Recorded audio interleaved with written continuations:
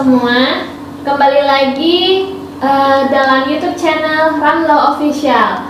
Hari ini kita akan membahas mengenai problematika hukum yang ada dari teman-teman Ramlo Official. Di sini sudah ada Bang Robi yang akan memaparkan beberapa materi yang akan kita bahas. Apa kabar, Bang? Alhamdulillah Bu Siti, sehat-sehat pengacara. Alhamdulillah sehat-sehat pengacara. Ada ini kata-kata baru. Terima kasih untuk teman-teman Ram yang sudah ikut mensupport channel kita dengan cara like, komen, dan share. Dan untuk teman-teman Ram yang baru melihat tayangan ini, kita juga mengingatkan untuk dukung channel ini dengan cara like, komen, dan juga subscribe. Ditunggu ya.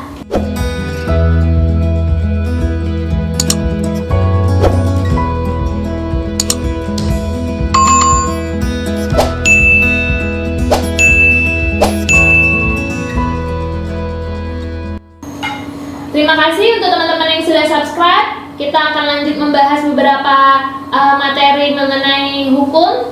Salah satunya ini ada beberapa pertanyaan lagi dari teman-teman Ramlo Official. Saya coba ini ya bacakan ya, Bang. Ya. Ini dari Abang Da kita. Dia bertanya, Pak, apakah ada batas waktu jaksa harus mengeksekusi putusan PK? Sudah hampir 2 bulan sampai sekarang jaksa belum eksekusi putusan PK. Maaf, sudah hampir 3 bulan jaksa terima relas putusan resmi dari pengadilan, tapi sampai sekarang jaksa belum eksekusi. Ya. Gimana itu, Bang? Baik, terima kasih pemirsa sahabat Ram Law Official yang selama ini terus mengikuti channel Ram Law Official. Mudah-mudahan channel ini terus dengan konten-konten yang mendidik dan menjawab seluruh kebutuhan masalah yang dihadapi oleh sahabat Ram Law Official. Berkaitan dengan pertanyaan sahabat Ram Law Official tadi, berkaitan tentang batas waktu jaksa mengeksekusi putusan PK, peninjauan kembali. Di dalam kitab Undang-Undang Hukum Acara Pidana KUHAP atau disingkat KUHAP, Undang-Undang Nomor 8 tahun 81, secara terperinci, secara rigid, secara jelas tidak ada mengatur berkaitan tentang batas waktu pelaksanaan putusan pengadilan. Akan tetapi sebelum kita menegaskan, perlu diberi penjelasan tentang siapakah yang berhak mengeksekusi putusan pengadilan pidana. Di dalam pasal 270 Kitab Undang-Undang Hukum Acara Pidana secara tegas dalam mengeksekusi putusan pengadilan perkara pidana itu diberi kewenangan penuh kepada jaksa setelah mereka mendapatkan salinan putusan dari panitra. Nah, itu penegasan pertama. Jadi yang berhak melakukan eksekusi atas putusan pengadilan itu adalah jaksa. Itu satu. Yang kedua, kapan proses eksekusi putusan pengadilan itu bisa dieksekusi? Putusan itu bisa dieksekusi apabila telah berkekuatan hukum tetap. Apa itu berkekuatan hukum tetap? Berkekuatan hukum tetap itu apabila si terpidana tidak melakukan upaya hukum, baik dia di tingkat pengadilan negeri dia tidak melakukan upaya hukum, atau lewat waktu, ada waktunya 14 hari tidak dia gunakan untuk melakukan upaya hukum, maka secara otomatis putusan pengadilan tingkat pertama itu berkekuatan hukum. Nah, yang kedua, apabila upaya hukumnya telah berakhir. Di dalam hukum acara, putusan itu berkekuatan hukum tetap dan ingkrah apabila telah melampaui di tingkat putusan Mahkamah Agung, dalam hal ini kasasi. Jadi udah ada putusan kasasi, maka putusan ini sudah berkekuatan hukum tetap. Nah, itulah yang disebut dengan putusan yang berkekuatan hukum tetap atau ingkrah. Nah, yang ketiga, tadi saya menyampaikan bahwa tidak ada satupun pasal di dalam KUHP yang menjelaskan tentang batas waktu pelaksanaan hukuman itu, eksekusi putusan, baik dia di tingkat pertama, di tingkat banding, di tingkat kasasi sampai dengan PK, itu tidak ada menjelaskan secara rinci. Tapi hanya di dalam pasal 273 itu ada batasan-batasan waktu berkaitan apabila putusan itu diikuti dengan denda. Jadi putusan itu ada hukuman badan dan diikuti dengan hukuman denda. Hukuman denda ini waktunya pelaksanaan eksekusinya dikasih 1 bulan. 1 bulan si terpidana untuk melaksanakan putusan itu, membayar denda. Kalau dia tidak bisa dalam waktu 1 bulan, dikasih perpanjangan waktu 1 bulan lagi. Artinya untuk pelaksanaan putusan pengadilan pidana terkait denda itu ada jangka waktu 2 bulan. Yang kedua berkaitan tentang perampasan barang hak bukti terkaitan tindak pidana. Nah, itu di pasal 273 ayat 3 dijelaskan untuk perampasan barang bukti, dan ini akan dikuasai oleh negara. Barang buktinya dijual secara lelang, itu diberi waktu 3 bulan. Nah, jadi proses jual lelang ini diberi waktu untuk menjual lelangnya selama 3 bulan. Nah, kalau belum terjual, maka diberi waktu 1 bulan lagi. Nah, jadi batas waktunya 4 bulan dari proses putusan pengadilan. Itulah kira-kira pengaturan berkaitan dengan batas waktu. Hanya mengatur tentang denda dan perampasan barang bukti. Namun di dalam surat edaran Jaksa Agung Muda Tindak Pidana Umum tahun 1995 itu mengatur tentang penundaan pelaksanaan eksekusi putusan. Penundaan pelaksanaan putusan itu ada 2 pertimbangan bisa ditunda. Pertama, secara yuridis dilakukan dikarenakan adanya permohonan penundaan dari terpidana, atau terpidana ini lagi mengajukan permohonan gerasi dalam hal terpidananya dihukum hukuman mati. Jadi atas dasar itu maka jaksa melakukan penundaan terhadap putusan pengadilan. Yang kedua adalah alasan kemanusiaan. Nah, apabila didapat terpidananya lagi dalam kondisi hamil tua misalnya, atau lagi sakit keras misalnya, atau ada pertimbangan lain dari sisi kemanusiaan yang mengakibatkan jaksa menunda proses eksekusi putusan pengadilan. Kira-kira begitulah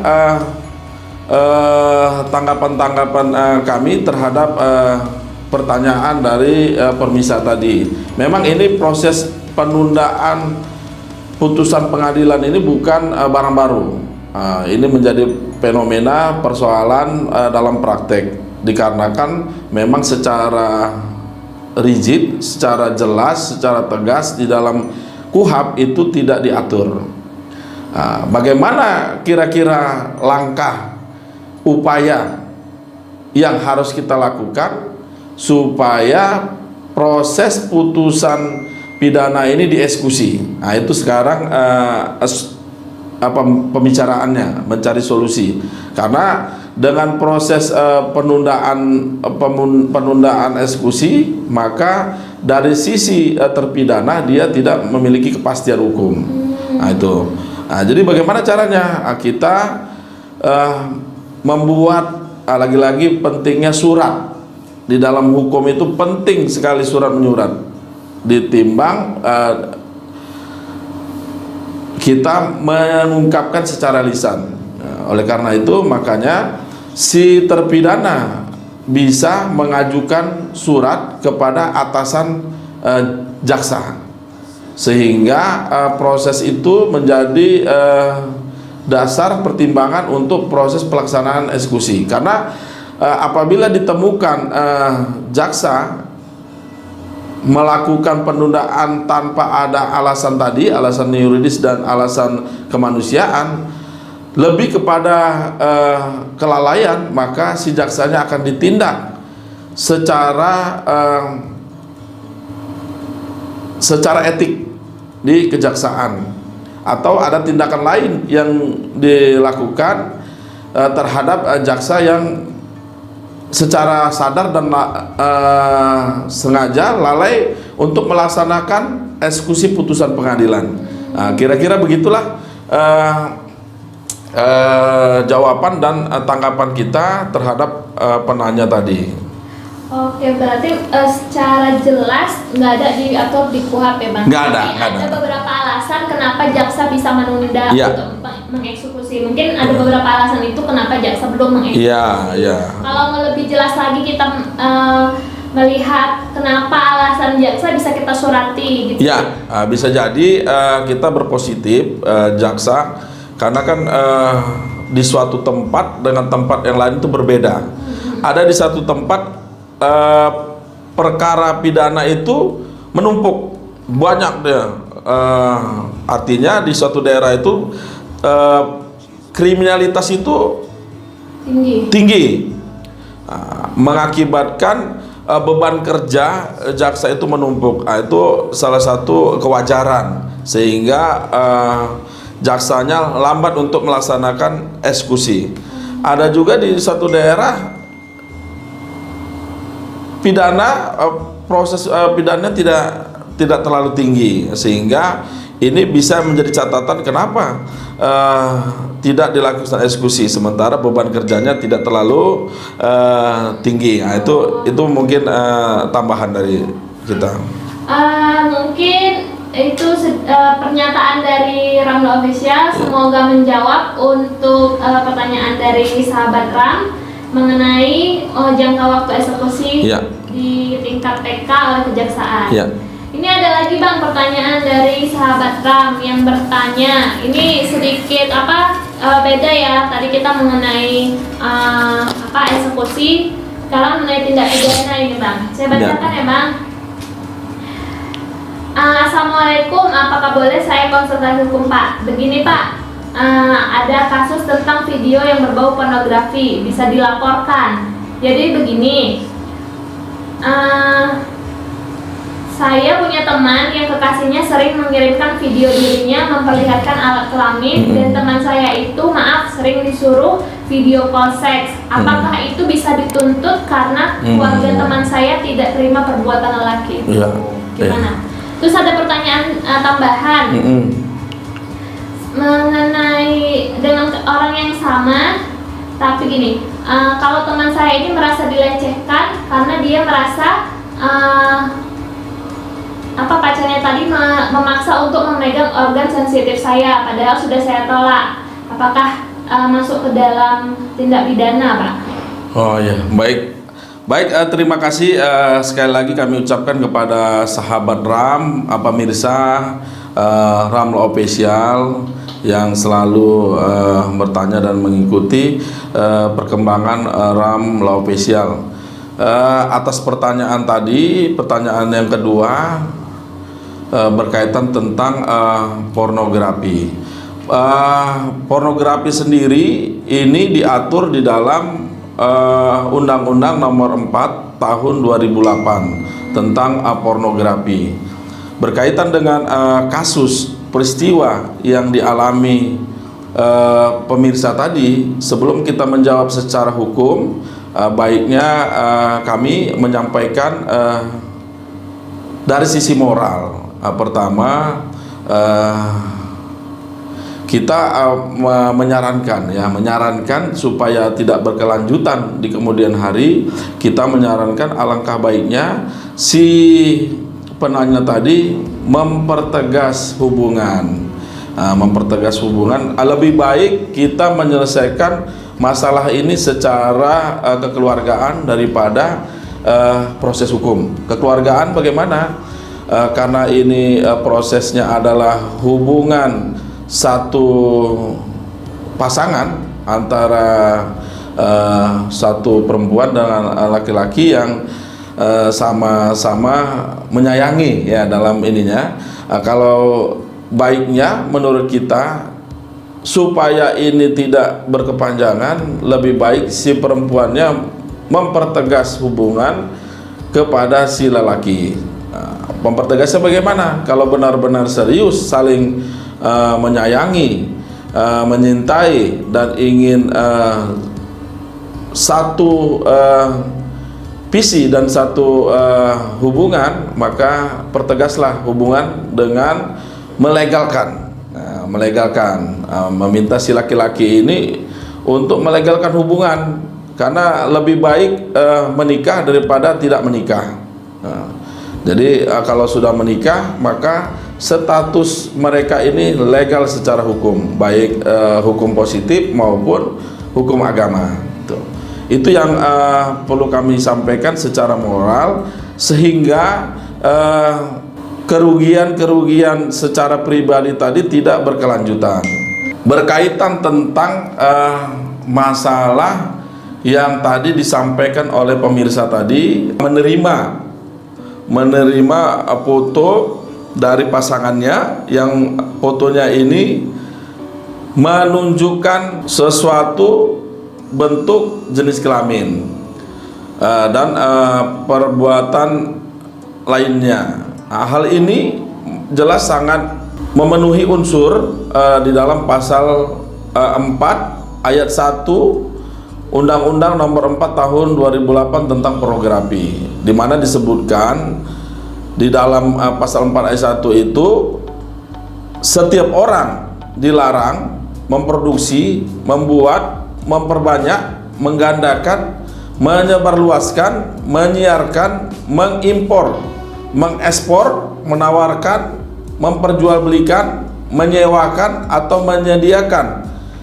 pornografi yang secara eksplisit memuat, pertama, persenggamaan, termasuk persenggamaan yang menyimpang.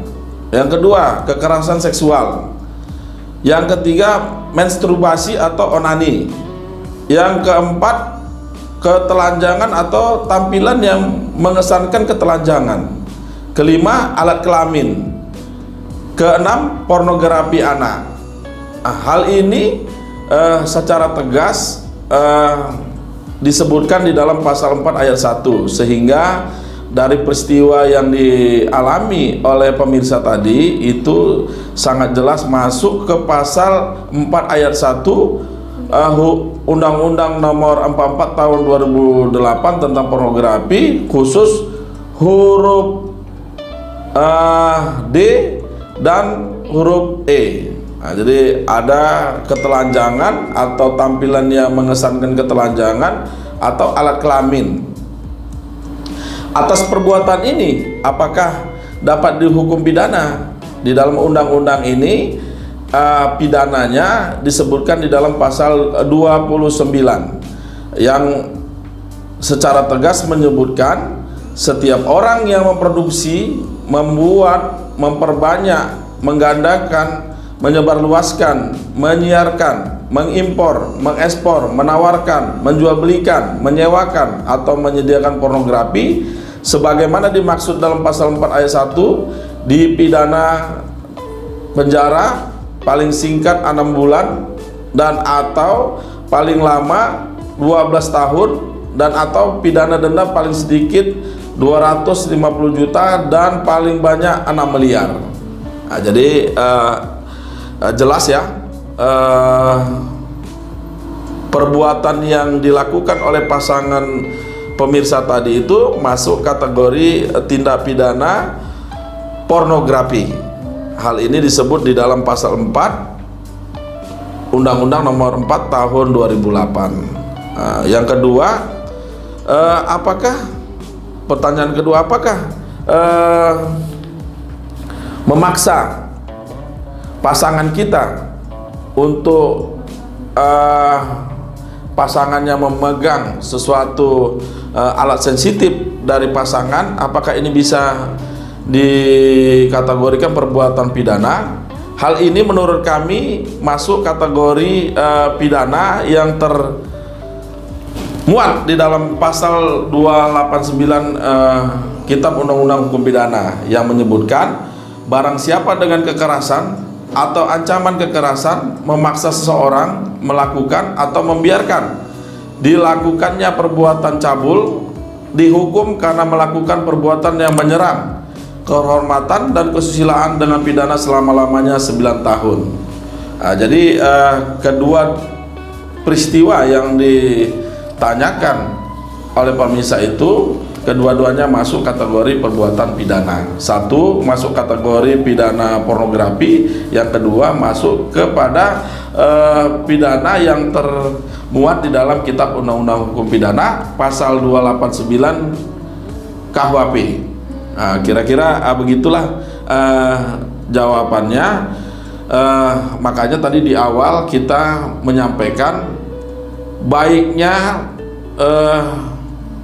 kalau masing-masing pasangan ini masih menyayangi, menyintai, atau masih punya harapan untuk kedepannya melanjutkan hubungan, maka dipertegas, dilegalkan.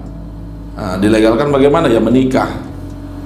Kalau menikah ini kedua belah pihak diuntungkan ketimbang melakukan hubungan di luar pernikahan. Ya, di luar pernikahan dipastikan nantinya salah satu pihak itu dirugikan, baik dirugikan fisik, waktu, dan biaya, uang. Karena hubungan itu kan pasti mengeluarkan biaya. Itulah kira-kira yang bisa kita sampaikan dari pertanyaan pemirsa tadi. Oke, semoga pernyataan tadi yang kita bahas dapat ini ya, tercerahkanlah yang bertanya ya teman-teman kita ini, sahabat RAM, khususnya dalam kasus undang-undang pornografi. Berarti sangat apa ya, Bang? Kita itu harus menjaga lah ya, menjaga untuk tidak kalaupun ada orang yang membuat video atau gambar berbau pornografi, lebih baik untuk tidak ikut serta dalam menyebarkan juga. Ya, karena kalau kita itu kena undang-undang apa, Bang, kalau ikut? Nanti itu bisa masuk ke kategori tindak pidana informasi transaksi elektronik. Nanti bisa kena undang-undang ini, Undang-Undang Nomor 11 Tahun 2008. Walaupun bukan kita yang produksi videonya ya, Bang? Berarti kita ini ya menyarankan untuk teman-teman sahabat RAM berbijaklah dalam sosial media ya, Bang. Ya, yang pasti tadi itu lakukanlah hubungan secara legal. Yang belum legal segera dilegalkan. Oke, mungkin 2 pertanyaan dulu ya, Bang. Baik.